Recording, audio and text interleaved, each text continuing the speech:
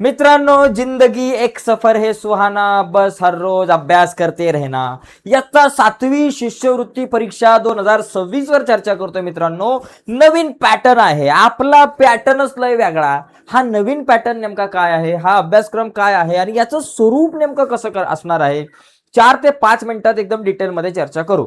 आणि इथून पुढे आपण दररोज इयत्ता 7वी शिष्यवृत्ती परीक्षेच्या वेगवेगळ्या घटकांवरती व्हिडिओ अपलोड करत राहणार आहोत.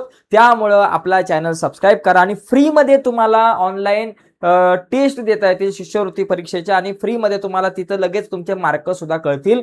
त्यामुळे अतिशय महत्त्वाचा युट्यूब चॅनल आहे.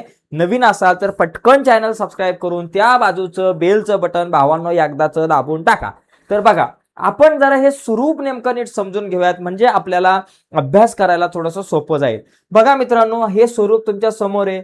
याचा तुम्हाला जर स्क्रीनशॉट घ्यायचा असेल तर तुम्ही घेऊ शकताय. आता मी तुम्हाला हे व्यवस्थित डिटेलमध्ये नीट समजून सांगतो. बघा, सगळ्यात पहिली गोष्ट, आपल्याकडे 2 पेपर आहे. एक आहे पेपर 1 आणि पेपर क्रमांक 2, असे 2 पेपर असणार आहे.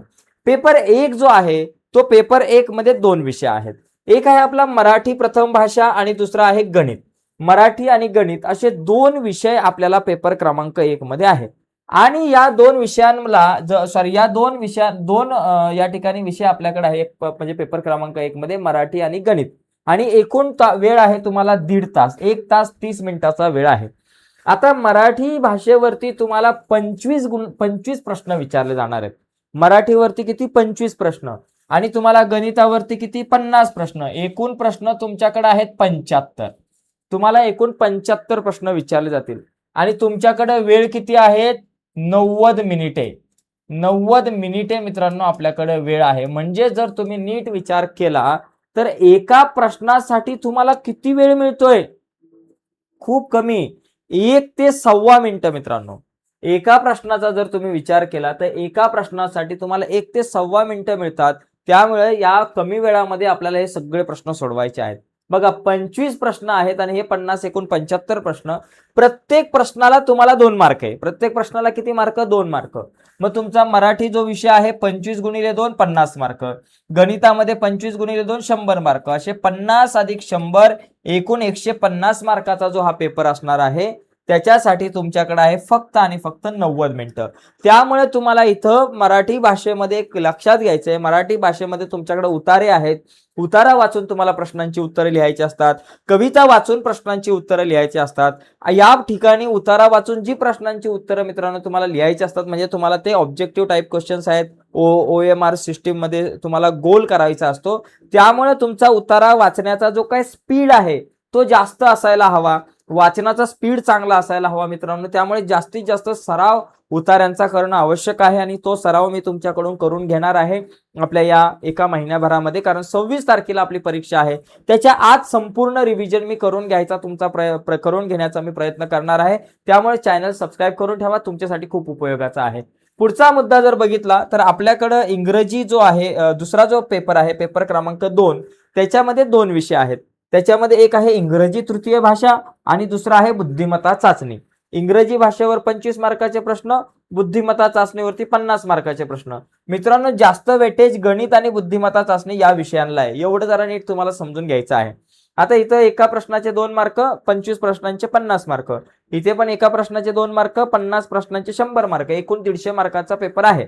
आणि त्याला तुम्हाला वेळ आहे 90 मिनिटे, म्हणजे 1 तास 30 मिनिटे, म्हणजेच अर्धा तास. ओके, दोन्ही पेपर जर का तुम्ही नीट बघितले, पेपर क्रमांक 1 आणि 2 हे दोन्ही पेपर क्रमांक 1 आणि पेपर क्रमांक 2 हे दोन्ही पेपर तुमचे 150 मार्कांचे आहेत. एकूण 300 मार्कांची ही परीक्षा आहे. 300 मार्कांची परीक्षा. आता यामध्ये प्रश्न सोपे विचारले जाणार का अवघड विचारले जाणार, हा एक लय मोठा प्रश्न आहे मित्रांनो. तर त्या प्रश्नाचं पण उत्तर देणार आहे मी, काळजी करू नका. तत्पूर्वी तुम्ही जरा याचाच एक स्क्रीनशॉट घ्या, कारण तुमच्याकडे या सगळ्या गोष्टी डिटेलमध्ये राहतील. ठीक आहे, तर अजून आता आपण काही एका महत्त्वाच्या मुद्द्यांवरती आपण चर्चा करूयात. चला, पुढचा पॉइंट काय बघा.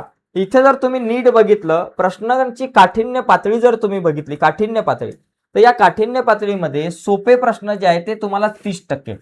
30% सोपे प्रश्न म्हणजे काय? आता 300 तुमचे गुण आहेत. 300 प्रश्न म्हणजे एकूण जर तुम्ही बघितलं तर 300 मार्काचा तुमचा पेपर आहे. पेपर 1 आणि पेपर 2 म्हणून 300 मार्क. तर 300 पैकी 30%, 30% म्हणजे काय, गुणिले 30 भागिले जर तुम्ही 100 केलं, 1 2 1 2 गेला तर 3 त्रिक 9 म्हणजे 90 गुणांचे जे प्रश्न आहेत ते तुमचे साधारणतः सोपे प्रश्न असणार. 90 गुणांचे म्हणजे 45 प्रश्न. 45 प्रश्न जे आहेत ते सोपे असणार, बरोबर. बघा, सोपे प्रश्न 45 असतील, 30%. आणि कठीण, सगळ्यात कठीण प्रश्न पण 30% असणार. म्हणजे 45 प्रश्न जे आहेत ते तुमचे सोपे असणार, 45 प्रश्न, आणि 45 प्रश्न जे आहेत ते तुमचे अवघड असणार. म्हणजे 90 मार्काचे प्रश्न सोपे, 90 मार्कांचे प्रश्न अवघड. आणि हे 40% जे आहेत, 45 आणि 45 तुमचे 90 झाले, एकूण 150 प्रश्न आहे. म्हणजे 60 जे प्रश्न आहेत उरलेले पुढचे, ते 60 प्रश्न जे आहेत ते अवघड असणार आहे. 60 प्रश्न साधारणतः मध्यम प्रकारचे प्रश्न तुमचे 60 असतील. म्हणजे एकंदरीत जर आपण ढोबळमानाने विचार केला तर 30% प्रश्न सोपे असतील, मध्यम पातळीवरचे प्रश्न 40% आणि कठीण स्वरूपाचे जे प्रश्न आहेत ते साधारणतः 30% प्रश्न असणार आहे. तर ही जी प्रश्नांची तुम्हाला काठिण्य पातळी आहे याचा सुद्धा एक स्क्रीनशॉट घ्या, जो आपल्यासाठी खूप उपयोगाचा असेल.